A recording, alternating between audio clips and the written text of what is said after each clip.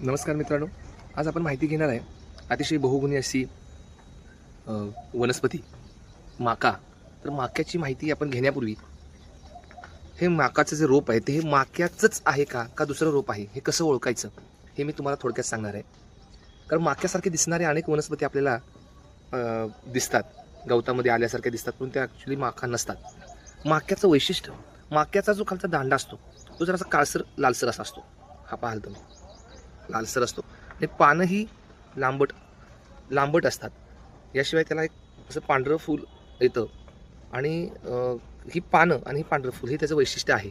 शिवाय हे जर का आपण पान असं तोडून घेतलं आणि जर का चुरगळलं तर ते हातामध्ये काळं होणार, लगेच काळं होतं ते. हे बघा, काळसर रंग त्याला येतो.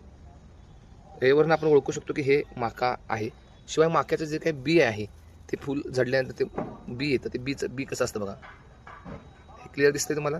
माक्याचं बीज आहे, ह्याच्यावरून आपण ओळखू शकतो की हे माका आहे. आणि हा दलदलीच्या भागामध्ये येतो. आता बघा, हा आमचा पाणी पडायचा पाईप आहे, टाकीचं पाणी ओव्हरफ्लोचं.